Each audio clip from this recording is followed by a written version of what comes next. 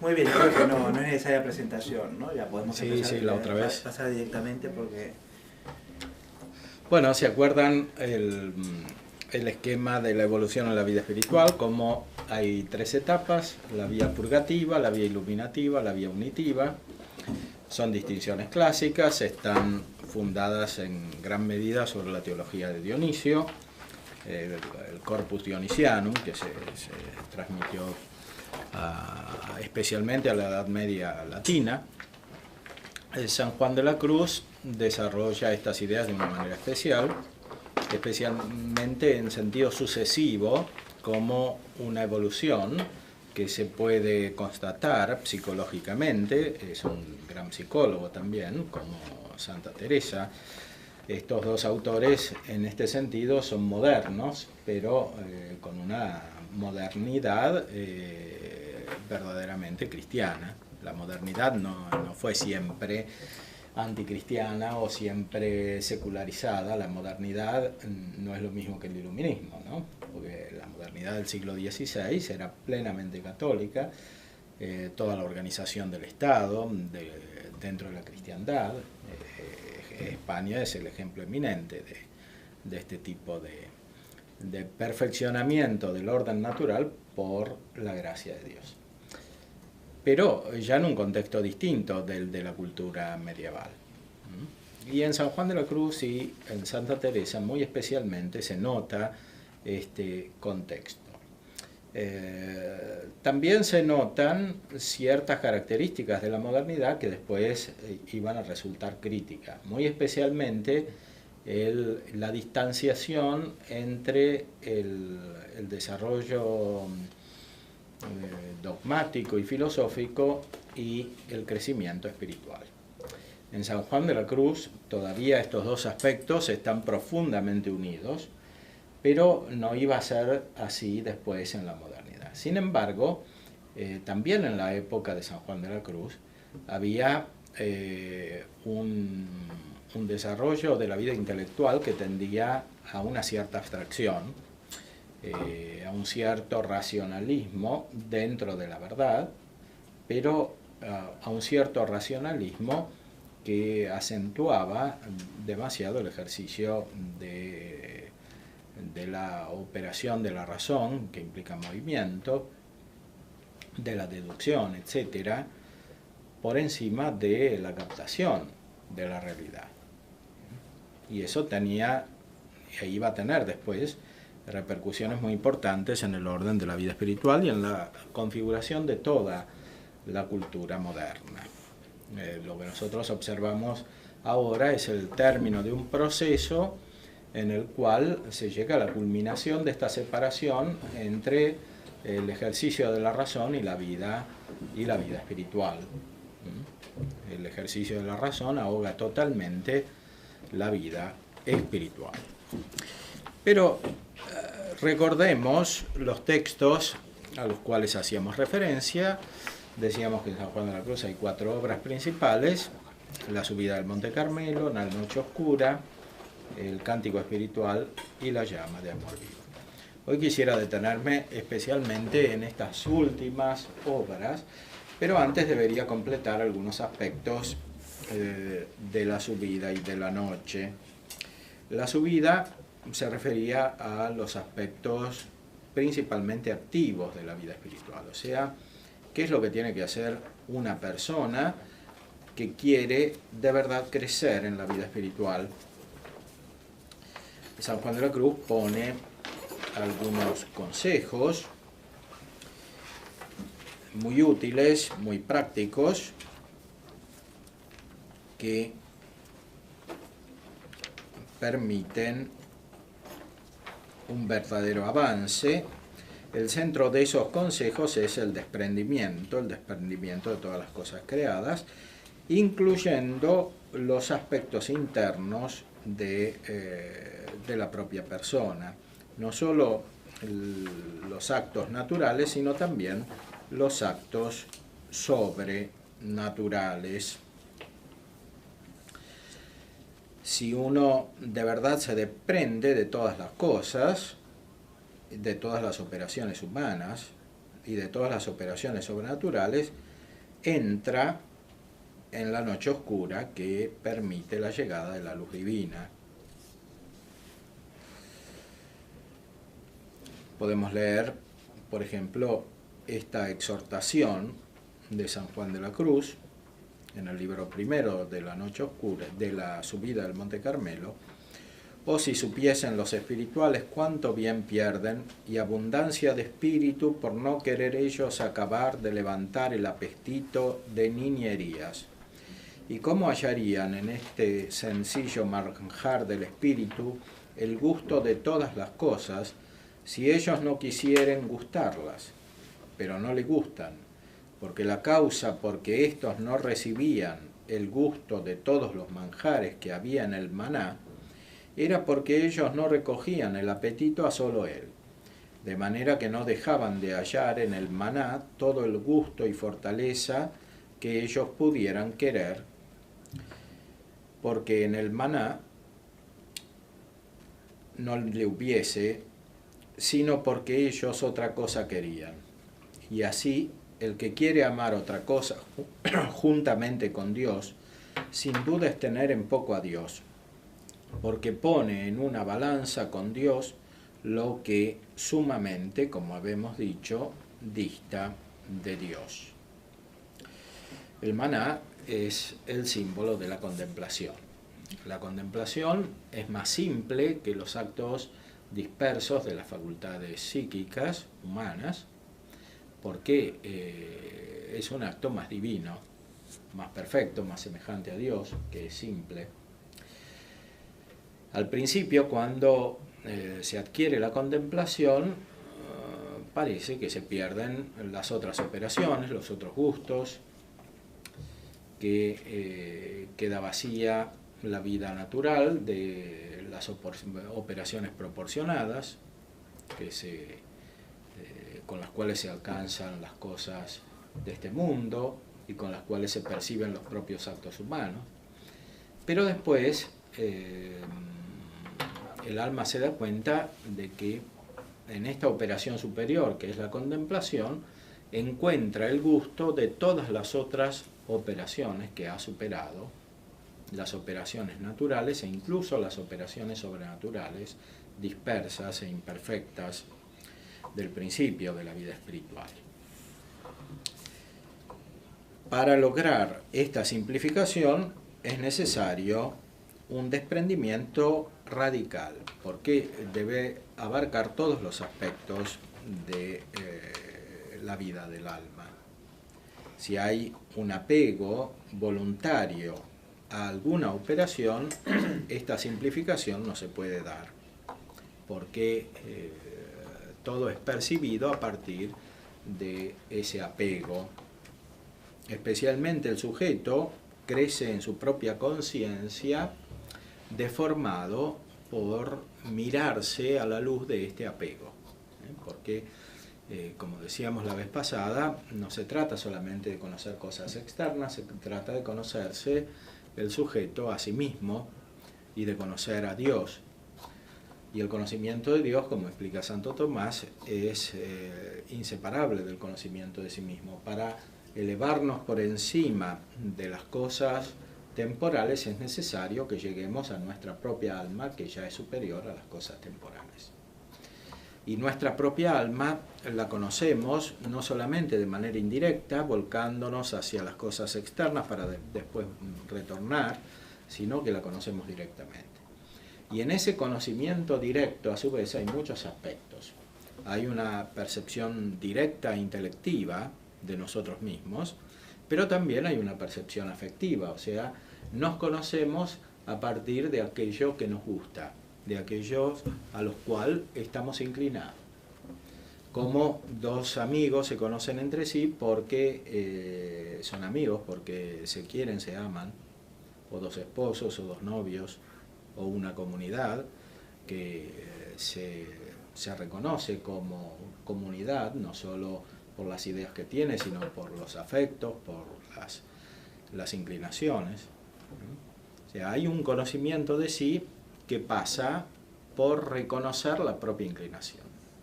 Y siempre hay alguna inclinación fundamental. Según la naturaleza, la inclinación fundamental es la que hay al fin último, que ya en el orden natural es la contemplación, como enseñaban los filósofos, especialmente Platón, pero sobre todo Aristóteles. El hombre, en el libro 10 de la Ética, está presentado como principalmente tendiendo a la contemplación. Ahora, cada uno de nosotros puede realizar su propia vida a partir de una inclinación diferente. Y de hecho es así en la multitud de los hombres. No siempre los hombres coinciden en la inclinación natural y menos aún en la inclinación sobrenatural. Entonces, tales cuales fueren las inclinaciones, serán también las personalidades, los modos de ser de cada uno. Ahora, si tenemos una inclinación dominante a algo que no coincide con la tendencia fundamental, natural y sobrenatural a la contemplación de Dios, esa inclinación termina prevaleciendo y, por decir así, coloreando toda nuestra vida espiritual, nuestra vida psíquica. Si es de esta manera, enseña San Juan de la Cruz, es imposible el crecimiento espiritual. Porque el crecimiento se da por una asimilación creciente a la realidad infinita de Dios, que es lo único que permite crecer. Si estamos encerrados dentro del ámbito de lo natural, y más aún dentro del ámbito de aquello a lo cual estamos naturalmente inclinados, nuestro horizonte mental se cierra, nuestra inteligencia no puede asimilar la realidad, identificarse con la realidad, y toda nuestra vida transcurre como una mera transformación de lo ya dado. Esta es la razón profunda por la cual San Juan de la Cruz dice que hay que desprenderse de todo. Es la manera para abrirse a la gran realidad y principalmente a la fuente de la realidad, que es Dios. La contemplación es esto, es decir, es volverse realista, es estar en la realidad, es captar la realidad como es a partir de su fuente. Y principalmente captar la superrealidad que es la de Dios. Porque la vocación última del hombre es justamente esta, la misma de Dios. O sea, tener la vida de Dios, tener la inteligencia de Dios, tener el amor de Dios y conocerse a sí mismo como Dios se conoce y amarse a sí mismo como Dios se conoce, participando de la vida de la Santísima Trinidad, que es el gran tema que San Juan de la Cruz desarrolla, sobre todo en el libro de la llama de amor viva, el libro de mística más excelso de San Juan de la Cruz, por encima incluso del Cántico Espiritual. En la llama de amor viva describe cómo el alma está enaltecida, está magnificada por esta contemplación de Dios que consiste en una unión, en una asimilación a la vida interna de Dios. Pero para llegar ahí hay que comenzar desprendiéndose, que es lo que San Juan de la Cruz enseña aquí, en este libro de la subida, mostrando de muchas maneras cómo los apetitos no solo encierran el alma, sino que la ensucian, la dañan, la debilitan, etc. ¿Qué método propone él? Lo dice sintéticamente: para mortificar y apaciguar las 4 pasiones naturales que son gozo, esperanza, temor y dolor, de cuya concordia y pacificación salen estos y los demás bienes, es total remedio lo que sigue, y de gran merecimiento y causa de grandes virtudes. Es el libro primero de la subida, capítulo 13. Procure siempre inclinarse no a lo más fácil, sino a lo más dificultoso. No a lo más sabroso, sino a lo más desabrido. No a lo más gustoso, sino antes a lo que da menos gusto. No a lo que es descanso, sino a lo trabajoso.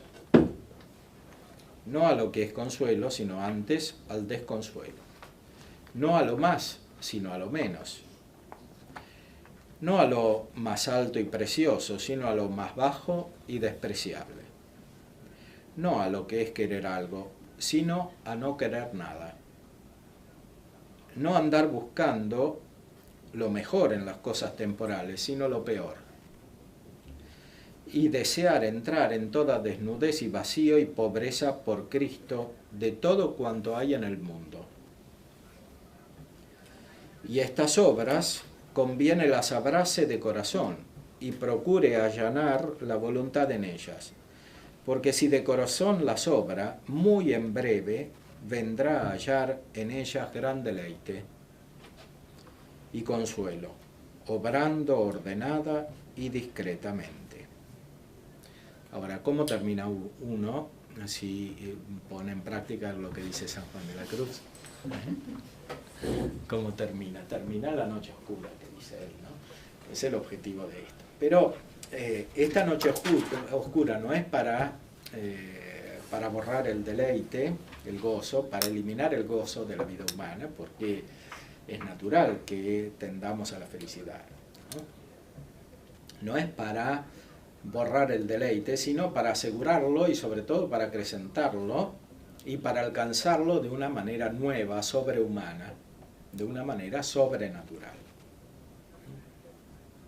Es un deleite escondido, como decía la poesía, sin otra luz ni guía, sino la que en el corazón ardía.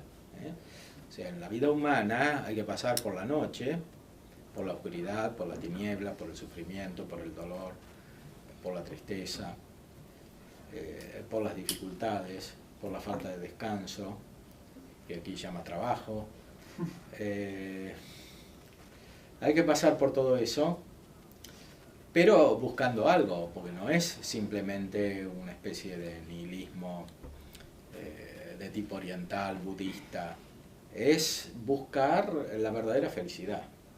Lo que se busca a través de todo esto es la verdadera felicidad que ninguna cosa temporal puede asegurar. Porque las realidades temporales, por naturaleza, son caducas, cambiantes, fluctuantes. Aquí se busca un deleite espiritual. Pero no solamente esto, sino que se busca un deleite sobrenatural, porque el deleite espiritual no es suficientemente fuerte en el orden natural como para asegurar la felicidad. Ya recordamos lo que decía Aristóteles, que pocas veces somos felices. Y además no solo pocas veces somos felices, él mismo decía que pocos hombres son felices, porque son pocos los filósofos. Y los únicos felices son los filósofos. Y además no todos los filósofos son felices. Entonces quedan muy pocas personas que puedan ser felices. En cambio, el mensaje de Cristo, la revelación de nuestro Señor, es que la felicidad es para todos. La felicidad es para todos, todos los hombres están llamados a la felicidad. Pero esto requiere una profunda transformación de la vida humana, transformación que no puede darse sino por la gracia de Dios y por la fe, que es la iluminación de la mente que produce la gracia de Dios. Por la fe conocemos el camino. Dios nos revela no solamente quién es Él, sino cuál es el camino para llegar a Él, que quiere decir para llegar a la perfecta felicidad que Él tiene, en cuanto nosotros podemos participar de ella, en cuanto la podemos recibir. Bueno, habría mucho que decir aquí sobre la noche oscura.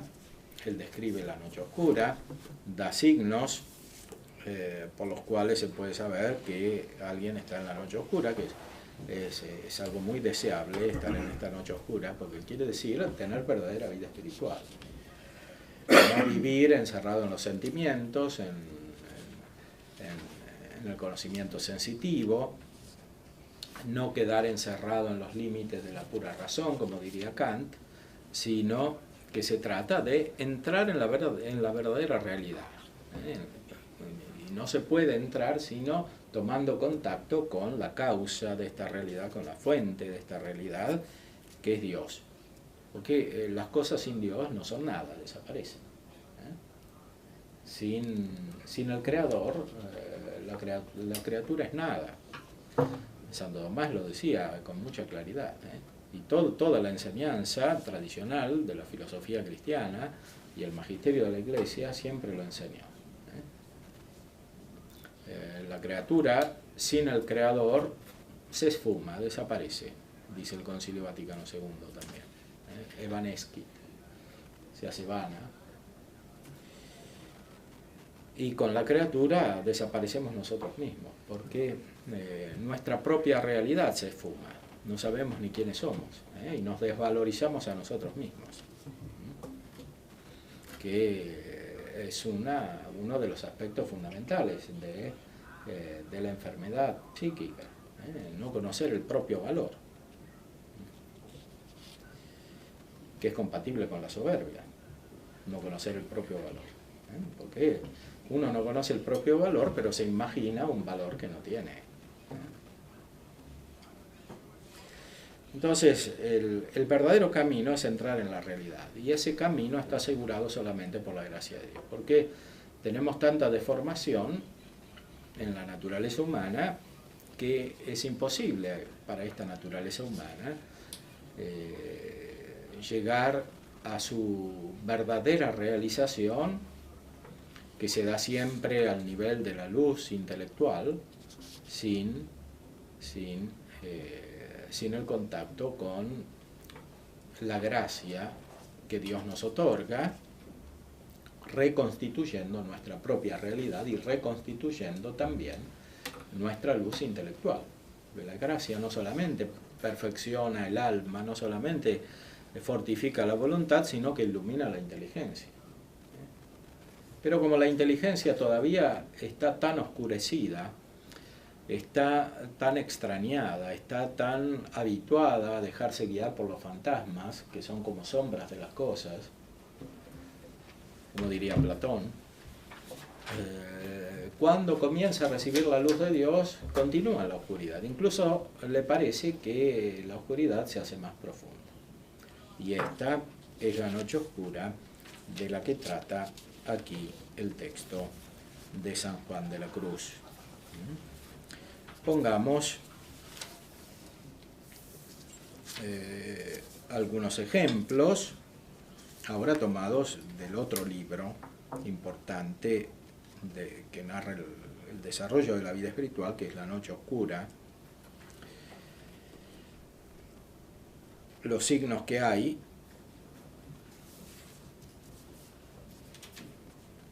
de la entrada en la noche oscura. Estos signos nos van a hacer entender mejor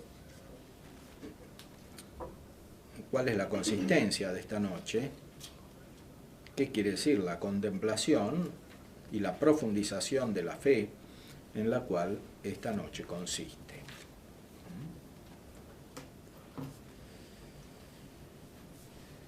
Esta noche que decimos ser la contemplación, dos maneras de tinieblas causan los espirituales o purgaciones. Esto está en La Noche Oscura, libro primero, capítulo 8. Dos maneras de tinieblas causan los espirituales o purgaciones según las dos partes del hombre. Conviene a saber, sensitiva y espiritual. Y así la una noche o purgación será sensitiva, con que se purga el alma según el sentido, acomodándolo al espíritu. Y la otra es noche o purgación espiritual, con que se purga y desnuda el alma según el espíritu, acomodándole y disponiéndole para la unión de amor con Dios. La sensitiva es común y acaece a muchos, y estos son los principiantes, de la cual trataremos primero. La espiritual es de muy pocos, y esto ya de los ejercitados y aprovechados, de que trataremos después. Bueno, esto es muy importante. Hemos dicho la otra vez que la noche oscura es un proceso o una etapa del proceso espiritual en personas que realmente tienen vida espiritual. Se trata de los cristianos que son buenos cristianos en términos de hoy, o sea, que reciben los sacramentos, que son fieles a la oración, etc. En estos cristianos, si perseveran, si son serios, si tienen buena doctrina, si buscan la verdad, etc., la noche oscura es común a muchos. Lo que no es común a muchos es que hagan todo esto, o sea, que perseveren, que busquen la verdad, que tengan oración hoy en nuestra época, ¿no? En otras épocas era diferente. pero en nuestra época esto ya es difícil. Ahora, si esto se da, la entrada en la noche oscura es más bien natural, es el término de un proceso natural, porque efectivamente la luz de Dios va transformando visiblemente la naturaleza, va modificando el mismo temperamento de las personas, ¿no? Una persona que se enoja mucho comienza a moderarse, otra persona que tiene mucha concupiscencia comienza a serenarse, otra persona que vive demasiado en la imaginación comienza a usar más su inteligencia y a servirse de las imágenes para el uso de su inteligencia, etc. Una persona que es demasiado retraída comienza a tener trato social, otra que es demasiado extrovertida comienza a interiorizarse. Son todas transformaciones que suceden en la noche oscura por el influjo de la gracia de Dios. Pero estas transformaciones son muy consistentes, son muy notables, no son un fenómeno meramente interno, a veces se notan externamente, se notan incluso corporalmente. En San Juan de la Cruz dice que pueden estar acompañadas estas purificaciones también por enfermedades, por ejemplo, por incomprensiones, porque si uno cambia, cambian también los amigos, porque a uno lo ven diferente, entonces eventualmente se van unos amigos y vienen otros. Y si uno estaba apegado a los amigos que tenía, sufre porque se le van los amigos, etc. Entonces, esta transformación es muy profunda. Además, en nuestra época supone un importante ejercicio de las virtudes cardinales, especialmente de la virtud de la fortaleza, porque si uno está en un ámbito poco propenso a valorar las ideas cristianas y el modo de ser cristiano, normalmente sufrirá una incomprensión o incluso una persecución por parte de las personas que reaccionan mal ante la vida cristiana, etc. Entonces, todo eso supone una profunda rectificación interior, ordenamiento interior, que es contemporáneo del comienzo de la contemplación, porque uno comienza a percibir la realidad como es y sobre todo comienza a darse cuenta de que Dios es el centro de toda la realidad, es la fuente, es el origen y el fin de todo. Se da cuenta vitalmente, no solo lo tiene como una idea, como algo que ha aprendido y no ha asimilado todavía. Se da cuenta que esto es verdad, que es así.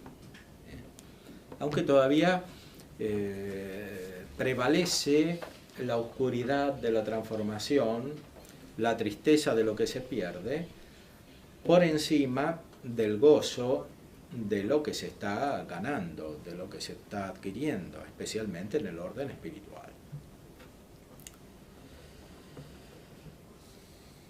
La primera purgación o noche es amarga y terrible para el sentido, como ahora diremos. La segunda no tiene comparación, porque es horrenda y espantable para el espíritu, como luego diremos. Y porque en orden es primero y acaece primero la sensitiva, de ella con brevedad diremos alguna cosa primera, porque de ella como cosa más común se hallan más cosas escritas, por pasar a tratar más de propósito de la noche espiritual, por haber de ella muy poco lenguaje, así de plática como de escritura, y aún de experiencia muy poco. Pues como el estilo que llevan estos principiantes en el camino de Dios es bajo y que frisa mucho con su propio amor y gusto, como arriba queda dado a entender, queriendo Dios llevarlos adelante y sacarlos de este bajo modo de amor a más alto grado de amor de Dios, y librarlos de bajo ejercicio del sentido y discurso con que tan tasadamente y con tantos inconvenientes como habemos dicho andan buscándose a Dios, y ponerlos en el ejercicio de espíritu, en que más abundantemente y más libres de imperfecciones puedan comunicarse con Dios. ya que se han ejercitado algún tiempo en el camino de la virtud, perseverando en meditación y oración, en que con el sabor y gusto que allí han hallado, se han desaficionado de las cosas del mundo y cobrado algunas espirituales fuerzas en Dios, con que tienen algo refrenados los apetitos de las criaturas, con que podrán ya sufrir con Dios un poco de carga y sequedad sin volver atrás, al mejor tiempo, cuando más a su sabor y gusto andan en estos ejercicios espirituales y cuanto más claro a su parecer les luce el sol de los divinos favores, oscuréceles Dios toda esta luz y ciérrales la puerta y manantial de la dulce agua espiritual que andaban gustando en Dios todas las veces y todo el tiempo que ellos querían. Porque como eran flacos y tiernos, no había puerta cerrada para ellos, como dice San Juan en el Apocalipsis. Bueno, la frase es muy larga y casi verbalmente representa el proceso de esta transformación, que es muy largo también, y es muy enrevesado, porque no es fácil entenderse cuando uno se está transformando, porque se cambia todo. Y cada aspecto interfiere con el otro. Pero hay algunos rasgos que sobresalen. Y es, en primer lugar, un cambio repentino. ¿Por qué hay un cambio repentino? Porque todo se vuelve, en otros lugares dice, al revés, ¿no? A una persona que está en esta noche oscura, o que entra en la noche oscura, se le vuelve todo al revés. Y aquí dice que es un cambio repentino. ¿Por qué es repentino? Porque la sustancia de este cambio es la infusión de la gracia por parte de Dios. Y la gracia no viene de manera progresiva, evolutiva, como es la evolución de las cosas naturales, biológicas, como crece un viviente de a poco. La gracia es vida divina y Dios es eterno. Y por eso cuando viene la gracia, viene al modo de la eternidad, o sea, viene instantáneamente, como un reflejo de la eternidad. Dios es inmóvil, porque es perfecto. Cuando se dona la gracia, cuando Dios dona la gracia, dona algo de su perfección, que es estable. Entonces se crece en estabilidad, se crece en firmeza, y esa firmeza no vuelve atrás. Ahora, hola.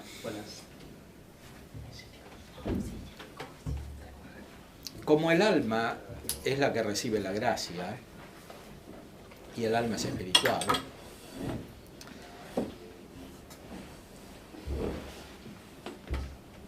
pero el alma informa el cuerpo y tiene otras potencias que no son puramente espirituales. Las otras potencias no están todavía al nivel del alma, no están espiritualizadas como el alma que recibió la gracia.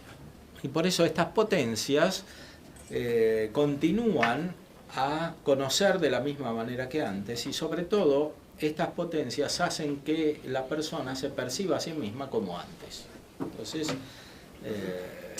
tiene conciencia de sí de la misma manera que antes. O sea, hay una inercia. O sea, uno es nuevo, pero se conoce como antes. Hay un desequilibrio. Se dio un cambio, pero no se percibe la raíz de este cambio. No se percibe el nuevo grado de espiritualización que ha producido la gracia. Hay un desequilibrio. Uno es de una manera y se ve de otra. Y esto tiene muchas repercusiones. Hay personas que creen haberse vuelto locas, por ejemplo. Otras personas se desaniman, entran en una profunda tristeza que puede ser muy peligrosa y que puede llevar incluso a la pérdida de la vida espiritual. Mucha gente que ha progresado en la vida espiritual después vuelve atrás y pierde la vida espiritual. ¿Por qué? San Juan de la Cruz lo explica también, porque no conoce las leyes de la vida espiritual. O sea, la falta de progreso e incluso la pérdida de la vida espiritual no depende solamente de la mala voluntad, depende también de no saber, de no conocer las leyes de la vida espiritual y sobre todo de no tener un maestro espiritual, porque es muy difícil darse cuenta solo de las motivaciones profundas de los cambios. Por eso San Juan de la Cruz enseña siempre que tal cual es el maestro, tal es el discípulo, el hijo. Porque secretamente el espíritu del maestro se infunde en el espíritu del hijo. Es decir, que así como en la vida natural el hijo se asimila al padre, y es como una imagen del padre, en la vida sobrenatural también es así. Hay padres espirituales. El hijo se asimila al padre espiritual. Ahora, si no hay padre espiritual, como normalmente sucede que no hay padre espiritual, y los cristianos viven como huérfanos, se pone en peligro la propia vida espiritual, como sucede también en el orden natural, como si un niño es librado a sí mismo, pone en peligro su propia vida natural y mucho más su vida espiritual natural. Así sucede también en el orden de la gracia. Y especialmente en este proceso que estamos describiendo de la noche oscura. Cuando llega la noche oscura, que tiene que llegar, porque si no llega es porque no hay vida cristiana. Si hay vida cristiana, llega. Si se persevera, si se es serio en la oración, si se es serio en la recepción de los sacramentos, especialmente en la Eucaristía, en la recepción y la participación en la Eucaristía, entonces llega la noche oscura. ¿Qué es? Sí. Perdón, respecto a eso que decía de la importancia de un padre espiritual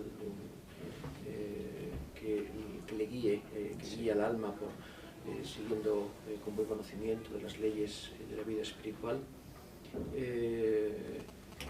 en caso de que falte, como muchas veces falta, claro, el alma se siente huérfana, podría decirse, como por ejemplo le sucede a Santa Teresita, que encuentra como maestro espiritual principalmente a San Juan de la Cruz, que pudiera ser que Dios supliera encontrando como maestro espiritual pues un santo del cielo, como San Juan de la Cruz, y que en sus obras pues nos da las leyes de la vida espiritual, o esto considera que sería...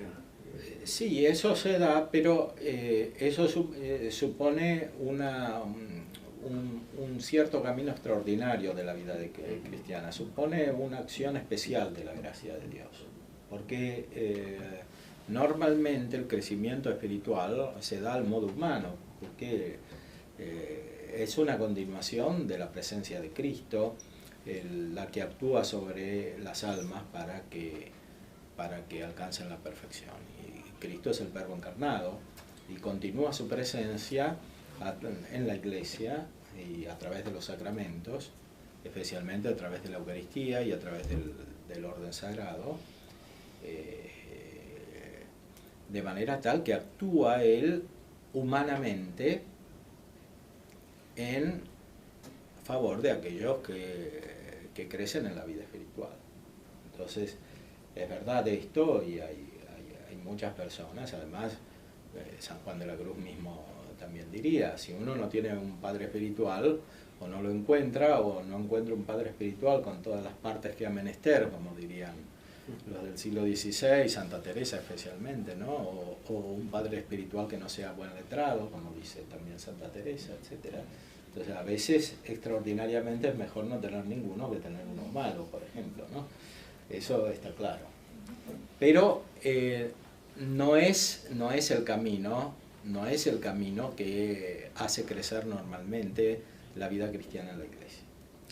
En primer lugar, desde el punto de vista personal, porque hace falta un seguimiento personal, porque San Juan de la Cruz también enseña que el camino de cada uno no coincide ni siquiera en la mitad con el camino de otro. Entonces, todos los caminos espirituales son muy diferentes. Sí, hasta cierto punto podemos encontrar características psicológicas semejantes, si reducimos la psicología al orden natural, esto no es así de la misma manera en el orden sobrenatural. Ahora, en el orden sobrenatural están todos los hombres, porque todos están llamados a la vida sobrenatural, incluso los que no la tienen.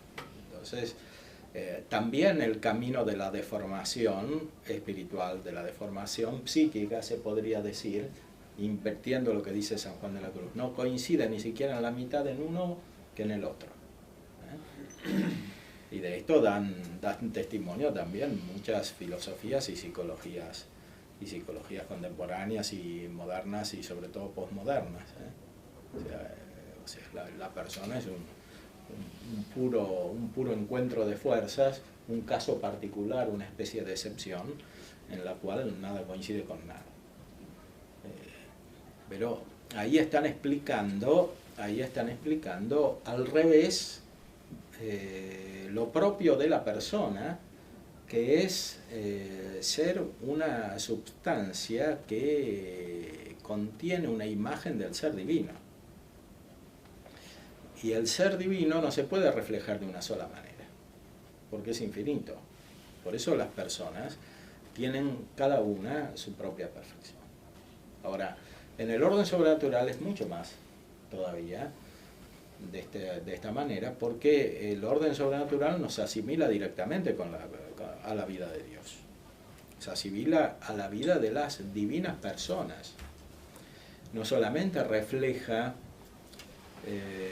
la imagen, la esencia de Dios, sino que refleja a las personas como personas.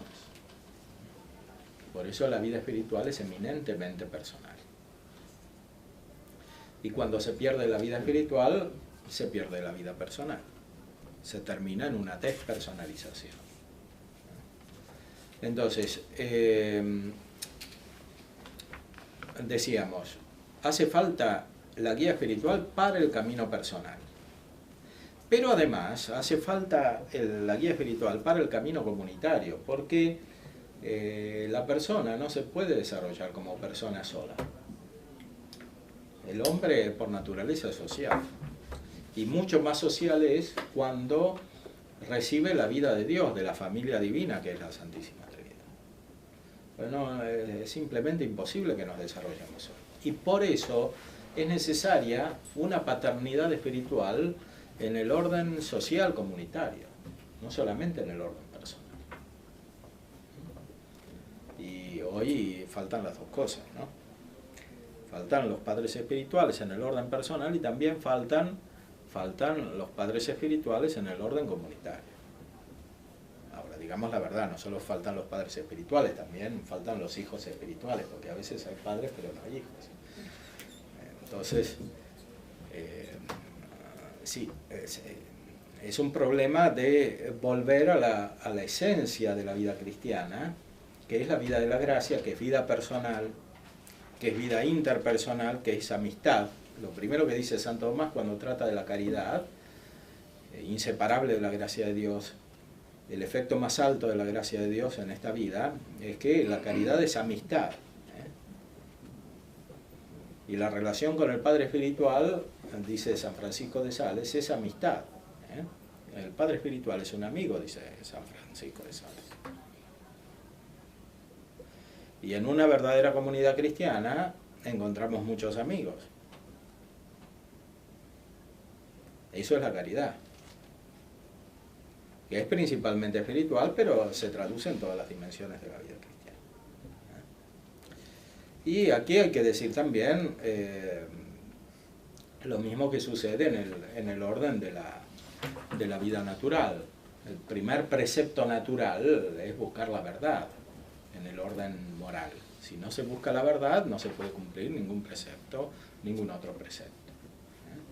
Y así también, análogamente, sucede en el orden espiritual. No solo buscamos la verdad que está en el Evangelio, no solo la verdad teórica que está en los libros de buena teología, buscamos la verdad práctica también, que se da en las personas. Entonces, también buscamos un padre espiritual, hay que buscarlo.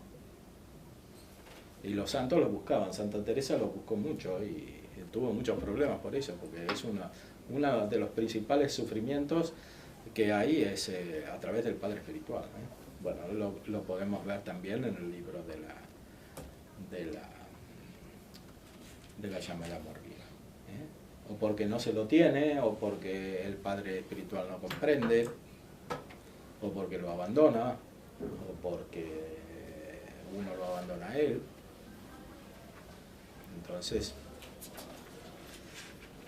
¿por qué es así? Porque el perfeccionamiento humano no se puede dar de manera meramente individual.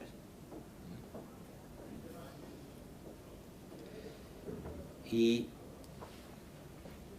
por otra parte, la paternidad espiritual se extiende a una familia espiritual. Por naturaleza buscamos una familia espiritual.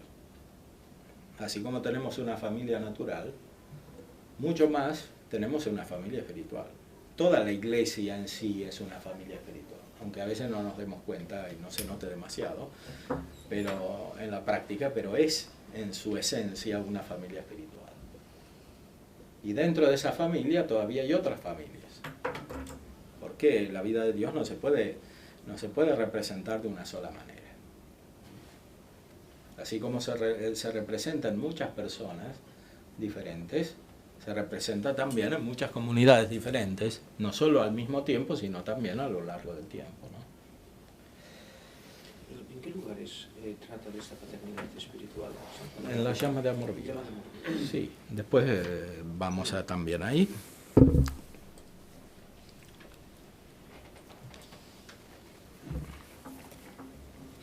También tiene muchos dichos de luz y de amor San Juan de la Cruz, en los cuales trata de esto, que son aforismos que le fueron recogiendo. Padre, yo creo que ayudaría, volviendo antes de pasar a eso, hablar de los signos que pone San Juan de la Cruz dentro de la entrada de la noche oscura, ¿no? Que bueno, son muy determinados. En el capítulo siguiente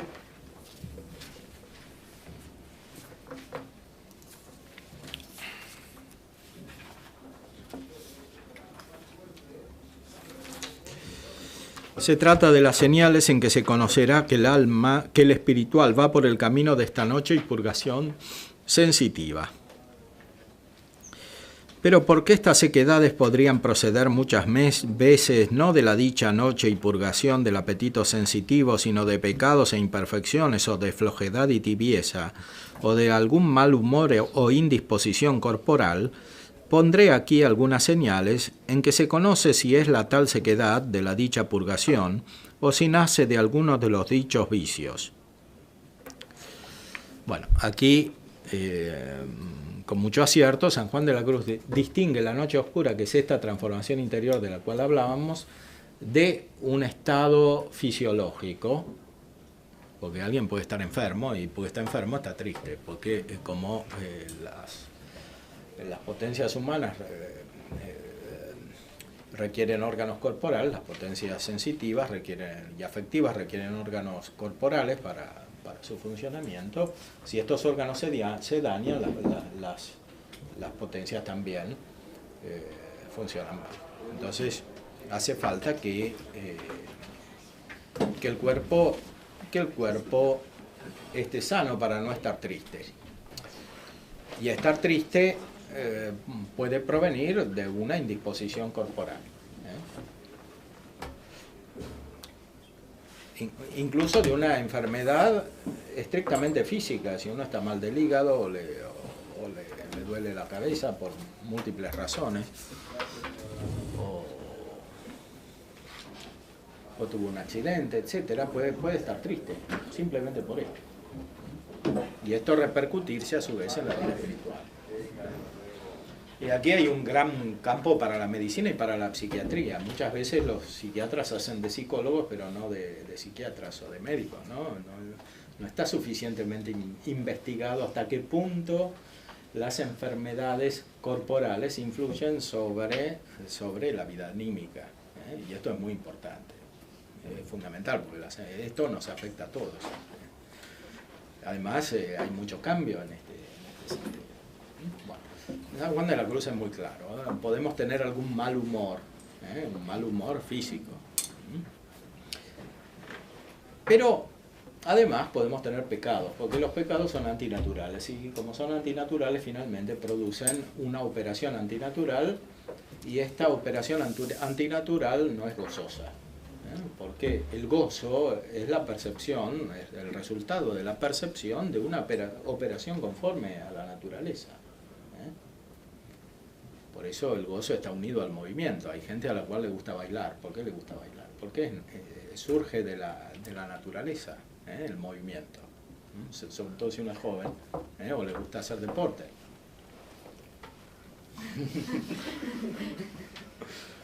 ¿Por qué a los jóvenes les gusta hacer deporte? Porque es natural, porque se perciben a sí mismos a través de este movimiento. Santo Tomás, cuando explica el gozo, lo dice muy claramente, que el gozo está unido con el movimiento. El gozo como pasión, ¿no? Está unido con el movimiento. Porque las operaciones naturales en las cuales participa el cuerpo requieren necesariamente este movimiento. Ahora, cuando el movimiento es desordenado, no es natural, y se produce tristeza. Y esto puede darse de muchas maneras. De una manera anímica, porque uno ve cosas tristes o que producen tristeza, o que le traen malos recuerdos.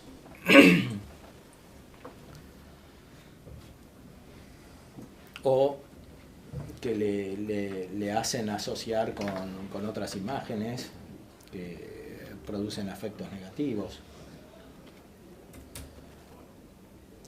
O puede suceder, como decíamos, simplemente porque uno está enfermo, ¿no? O está mal, su cuerpo está mal. Y a veces los médicos no detectan bien que uno está mal. Y a uno no le creen que se siente mal, pero está mal, y está triste. Bueno, la noche oscura no es ni una cosa ni la otra, aunque a veces va ayudada de una cosa y de la otra también. O sea, a veces la noche oscura va ayudada incluso de enfermedades corporales, y otras veces, paradojalmente, puede ir ayudada incluso de pecados, especialmente de pecados veniales, solo excepcionalmente de pecados mortales, que le sirven a las personas más soberbias nada más. No porque en sí mismos sean buenos los pecados, sino porque Dios los permite para que reconozcan sus límites.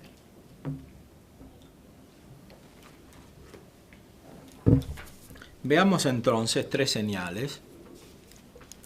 La primera es que es sí, como no haya gusto ni consuelo en las cosas de Dios, tampoco le haya en alguna de las cosas criadas, porque como pone Dios al alma en esta oscura noche a fin de enjugarle y purgarle el apetito sensitivo, en ninguna cosa le deja engolosinarse ni hallar sabor. Y en esto se conoce muy probablemente que esta sequedad y sin sabor no provienen ni de pecados ni de imperfecciones nuevamente cometidos, porque si esto fuese, se sentiría en el natural alguna inclinación o gana de gustar de otra cosa alguna que de las de Dios. Porque cuando quiera que se relaje el apetito en alguna imperfección, luego se siente quedar inclinado a ella poco o mucho, según el gusto y afición que allí aplicó. Pero porque este no gustar ni de cosa ni de arriba ni de abajo podría provenir de alguna indisposición o humor melancólico, el cual muchas veces no deja hallar gusto en nada, es menester la segunda señal y condición. Es decir, la noche oscura tiene un primer signo, que es que no se haya gusto sensible, porque el espíritu está ejercitado de una manera más intensa en la contemplación. El peso de la vida espiritual está en otro lado, no en la función que tiene el alma de informar el cuerpo, sino en las operaciones propias del alma como alma espiritual, que son las del intelecto y de la voluntad. Y esto por la gracia. ¿Por qué? Por más que uno trata de desprenderse por métodos naturales, nunca lo logra del todo. Aquí está describiendo especialmente la noche pasiva del sentido, la que viene instantáneamente por gracia de Dios.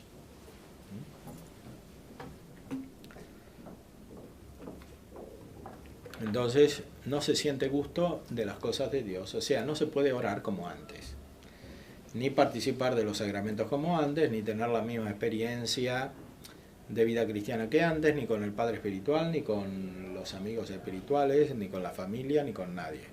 O sea, uno no tiene gusto en nada, porque si uno está inclinado a algo que no es Dios, la tristeza puede venir de otras causas, no de la noche oscura, que es el asentarse más en Dios, el inclinarse más a Dios, el contemplar a Dios. Puede venir simplemente de que uno no tiene el gusto que quisiera en alguna cosa. Entonces, el primer signo es que desaparece todo gusto, sea de las cosas de arriba, o sea de Dios, sea de las cosas de abajo, o sea de las cosas temporales. Este solo signo no es suficiente porque, como decíamos, puede provenir esta tristeza de alguna indisposición corporal, de algún humor melancólico, alguien está enfermo y está mal en todo. Por eso hace falta la segunda señal para que se crea ser la dicha purgación, y es esta: que ordinariamente trae la memoria en Dios con solicitud y cuidado penoso, pensando que no sirve a Dios, sino que vuelve atrás, como se ve con aquel sinsabor en las cosas de Dios. Y en esto se ve que no sale de flojedad y tibieza este sinsabor y sequedad, porque de razón de la tibieza es no sedar mucho ni tener solicitud interior por las cosas de Dios. De donde entre la sequedad y tibieza hay mucha diferencia, porque la que es tibieza tiene mucha flojedad y remisión en la voluntad y en el ánimo, sin solicitud de servir a Dios. La que solo es sequedad purgativa tiene consigo ordinaria solicitud con cuidado y pena, como digo, de que no sirve a Dios. Y esta, aunque algunas veces sea ayudada de la melancolía u otro humor, como muchas veces lo es, no por eso deja de hacer su efecto purgativo del apetito, pues de todo gusto está privado y solo su cuidado trae en Dios. Bueno, este es un signo más propio y más positivo. Más propio porque identifica la noche oscura como contemplación, como operación espiritual. Indica lo específico que tiene frente a un fenómeno común como el que describió anteriormente, que es la falta de gusto en todo. Aquí hay falta de gusto en todo, pero preocupación, o sea, actividad espiritual, en la búsqueda de Dios. Se busca a Dios. O sea, el espíritu está inquieto. Como decía San Agustín, nuestro corazón está inquieto hasta que descanse en Dios.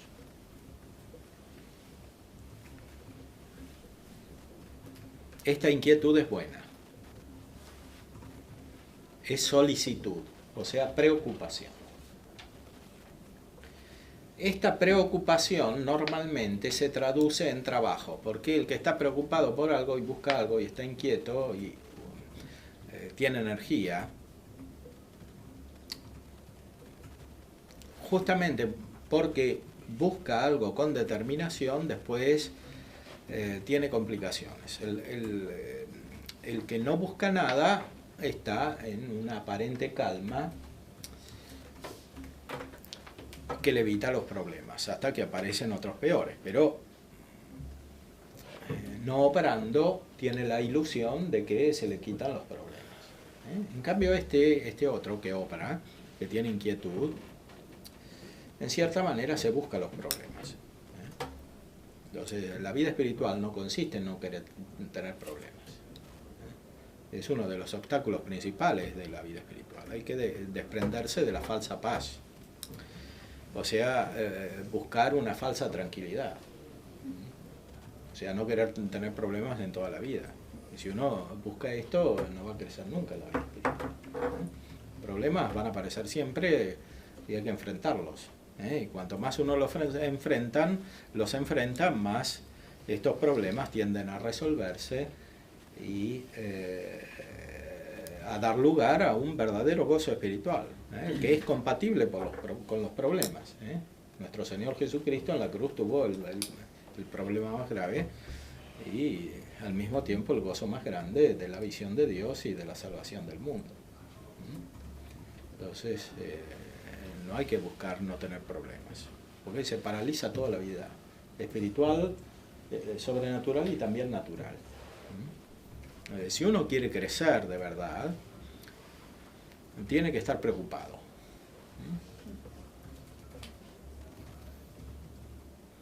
Hasta los filósofos lo han captado al revés, ¿no? La sorge esa de Heidegger, esta preocupación o tarea, es una secularización de esto que dice San Juan de la Cruz, ¿no?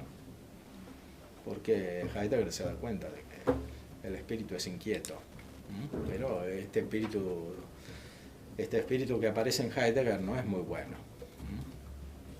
Inquieta de una manera tenebrosa.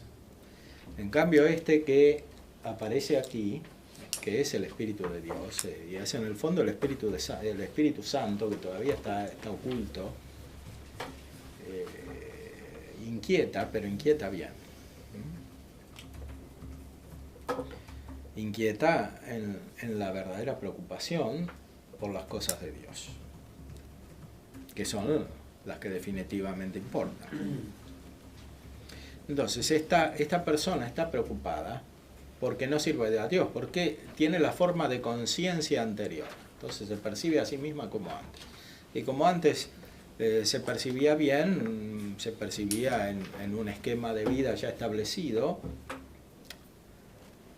que le daba un cierto gusto espiritual, y eso lo pierde, se siente mal y está preocupado. Pero esto es un buen signo. No suficiente, sin embargo.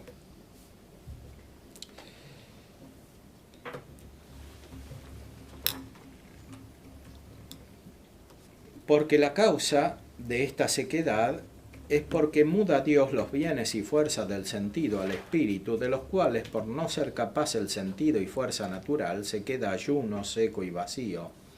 Porque la parte sensitiva no tiene habilidad para lo que es puro espíritu. Y así, gustado el espíritu, se desabre la carne y se afloja para obrar. Mas el espíritu, que va recibiendo el manjar, anda fuerte y más alerto y solícito que antes en el cuidado de no faltar a Dios,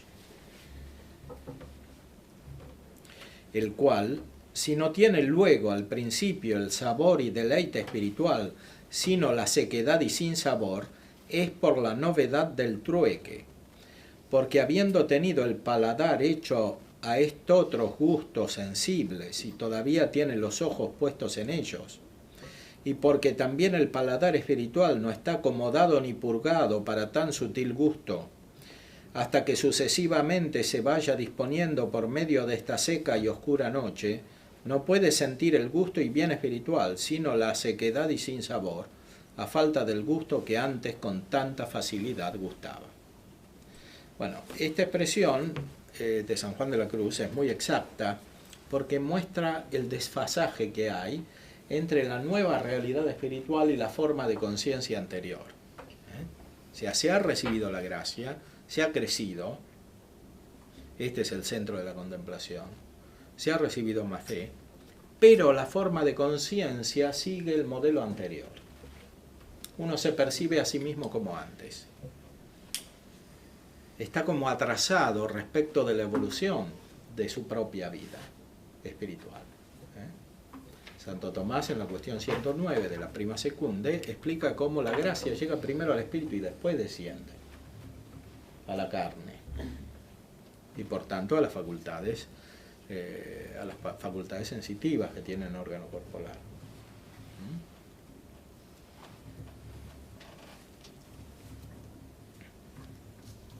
Pero esto todavía debe ser completado por una tercera señal, que es más específicamente espiritual y más específicamente humana, es decir, la transformación del modo de pensar.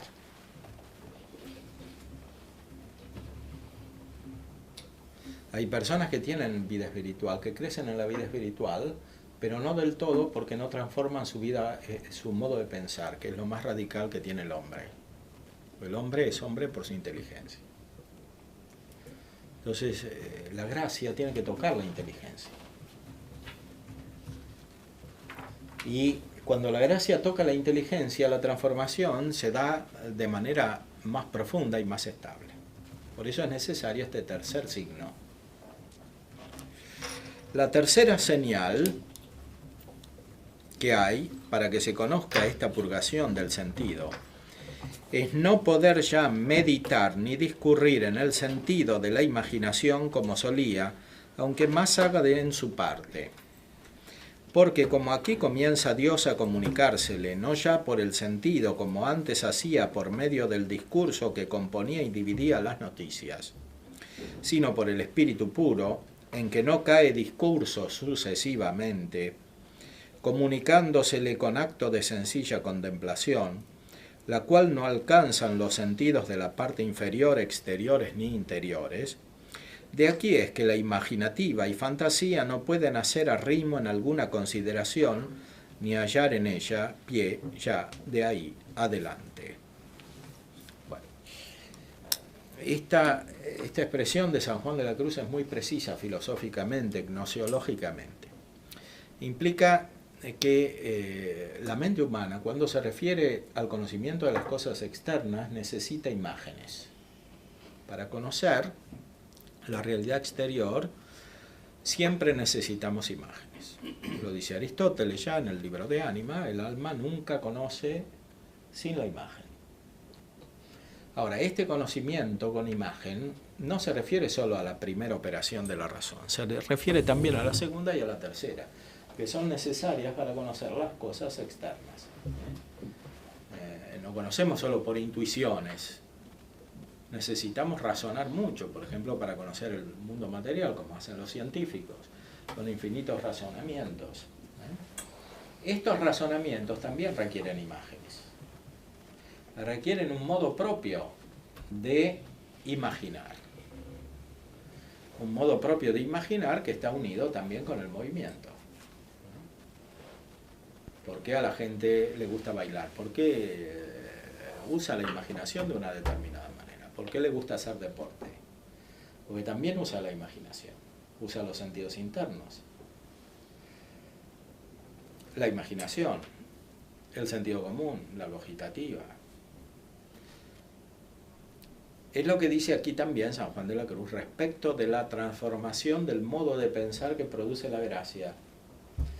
La relación de la inteligencia con los sentidos internos se modifica. Porque la inteligencia comienza a producir un acto más intenso, que es menos complejo, es más simple, parecido al de los espíritus puros y parecido al de la inteligencia simple de Dios. Está en el camino todavía, está al comienzo, pero comienza efectivamente el camino con una asimilación al modo de ser de Dios. Y por eso la imaginación comienza a separarse de la inteligencia y la inteligencia de la imaginación. Porque la inteligencia produce un acto propiamente intelectual.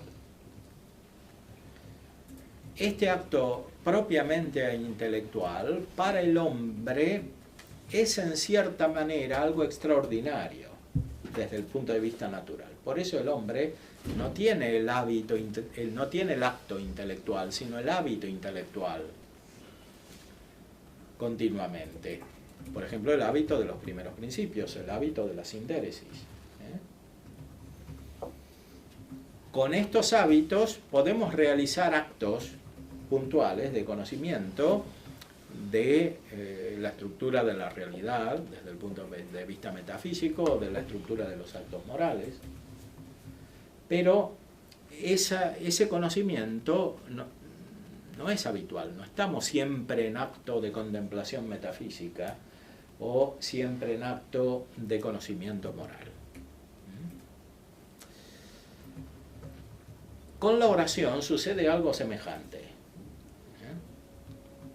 La oración de los principiantes es puntual y se ejercita con actos determinados de la imaginación. Y se ejercita también con un movimiento de las imágenes.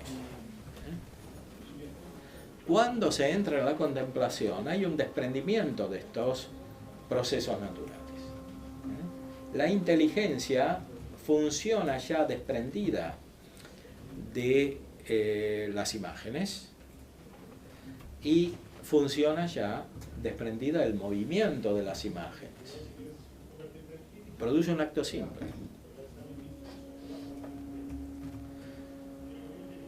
Ahora, ¿cómo este acto simple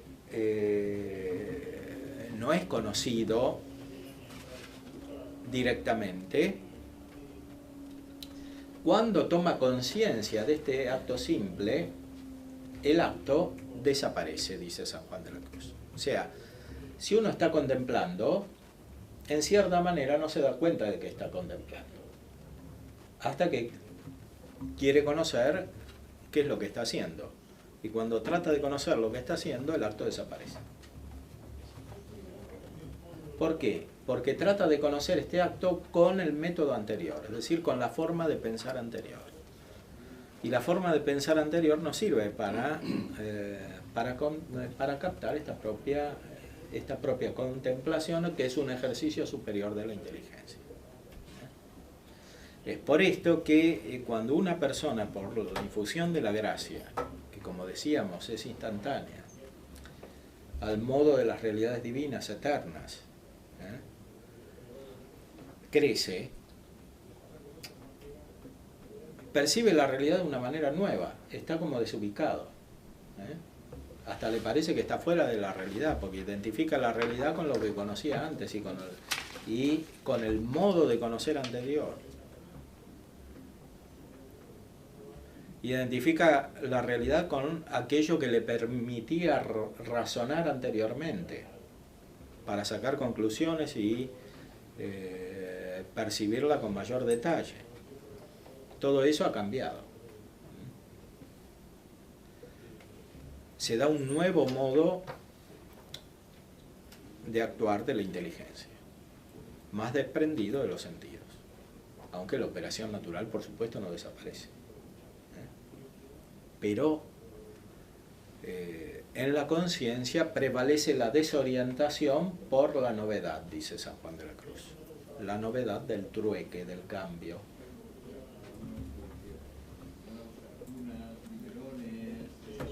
Ahora, mucha gente no sabe qué hacer cuando llega esto.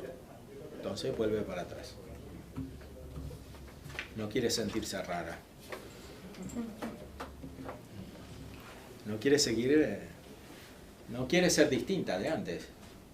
Y tampoco quiere ser distinta de las otras personas, que se nota que no son así. Entonces, si no está bien orientada, vuelve para atrás.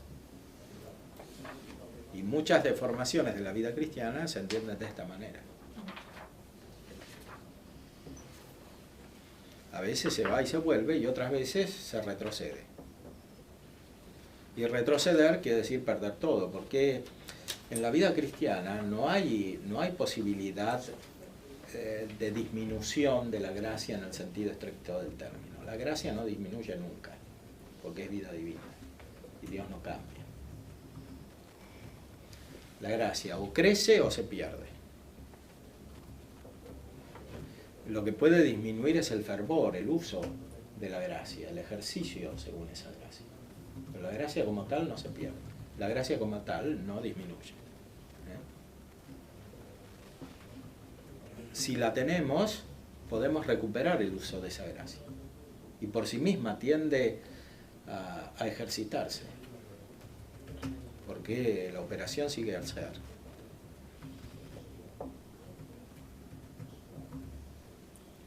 Por eso San Pablo dice que no hay que entristecer al Espíritu, ¿no? Entristecer al Espíritu Santo es esto.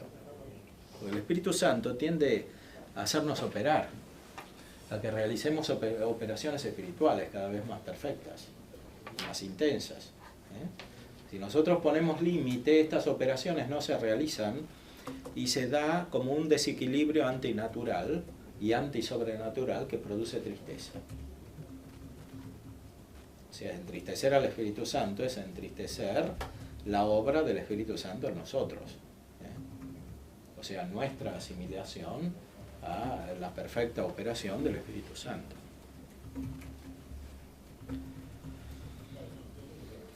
La gracia de Dios entonces no disminuye, crece. Y Santo Tomás explica que crece instantáneamente. O sea, de un grado a otro de gracia no hay un pasaje continuo. La gracia crece de golpe. Que es lo que está indicando aquí San Juan de la Cruz cuando explica el pasaje a la contemplación. Se da de golpe, instantáneamente. Porque es un grado nuevo de ser, es como que Dios hubiese donado un nuevo ser, que es el ser de la gracia, un ser participado del ser de la vida de Dios, que recibimos accidentalmente porque no reemplaza nuestra esencia, pero que en cierta manera es más importante que nuestra esencia porque la perfecciona, incluyéndola, suponiéndola. Y lo que se da en el orden del ser se da también en el orden de la operación, porque la operación sigue al ser, como decimos.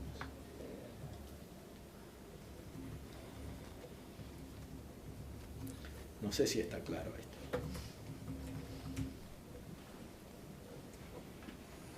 Creo dos ejemplos de lo que puede darse de esta gracia.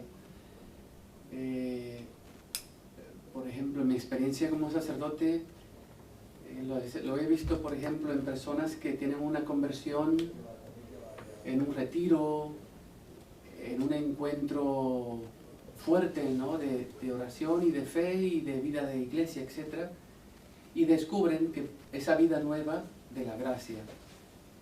Y es como un sofocón, ¿no?, es como un ardor intenso que luego ya sostenerlo en el tiempo, ¿no?, lo que decíamos antes de ¿qué prefiero? ¿Seguir como antes o seguir creciendo en la gracia? Entonces es una lucha lo que tienen a veces las personas, sobre todo en la sociedad moderna, de ver que Dios les llama a un camino de santidad, pero el mundo jalona, es decir, la realidad en la que vivimos jalona fuertemente a las personas que llevan una vida profesionalmente activa, etc. Y otro ejemplo también se da en los artistas, en los poetas, en los artistas, ¿no?, cuando tienen una inspiración de la gracia para una obra de arte importante, etc. Y creo que también se da en los científicos que se sienten llamados a buscar la verdad a través de la ciencia. Yo creo que también por ahí hay rasgos de la gracia. Bueno, esos son fenómenos naturales que tienen cierta analogía con la gracia, pero la gran diferencia es que no se dan instantáneamente, como lo que estamos describiendo aquí.